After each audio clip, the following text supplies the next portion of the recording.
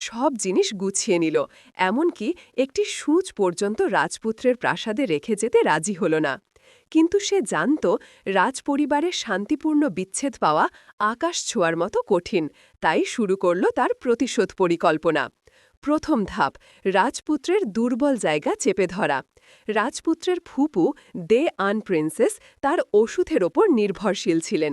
শাও ছিংশুয়ে শর্ত দিল, ওষুধ চাইলে আগে রাজপুত্রের সই করা বিচ্ছেদ দলিল দিতে হবে। দ্বিতীয় ধাপ, ভবিষ্যতের রাজপুত্রবধূ ইউনশুয়ে ইয়াওয়ের বিলাসী জীবন প্রকাশ করা। সে নানান দামি দোকানে বিশাল ঋণ করে রেখেছিল। হঠাৎ এক রাতে সব দেনাদার মিলে তার বাড়ির সামনে ভিড় করল। লাখ লাখ টাকার দেনা শুনে ইউন পরিবারের মাথায় হাত। যুদ্ধক্ষেত্রে টাকা টানাটানি হওয়ায় তারা টাকাও জোগাড় করতে পারছিল না। কিন্তু আদুরে ইউনশুয়ে ইয়াও একটাও গহনা বিক্রি করতে রাজি হল না, বরং বাড়িঘরে হট্টগোল শুরু করে দিল। ঠিক তখনই শাও ছিংশুয়ে বিচ্ছেদপত্র নিয়ে সম্রাজ্ঞীর কাছে হাজির হল।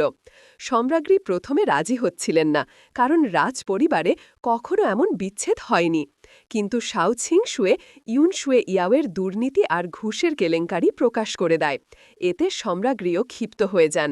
শাও ছিংশুয়ে আবার বাজি ধরে, বলে 10 দিনের মধ্যেই সে প্রমাণ করবে এই বিচ্ছেদ অবশ্যম্ভাবী।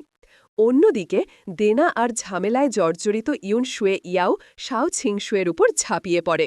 কিন্তু শাও ছিংশুয়ে কোনো সাধারণ নারী নয়, সে আসলে এক দক্ষ মার্শাল আর্টের যোদ্ধা।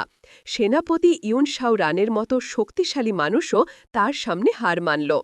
তখনই রাজপুত্র টের পেল সে আসলে শাও ছিংশুয়ের সম্পর্কে কিছুই জানে না। যাকে সে অবহেলা করেছে সেই নারী আসলে নিখুঁতভাবে ফাঁদ পেতেছে।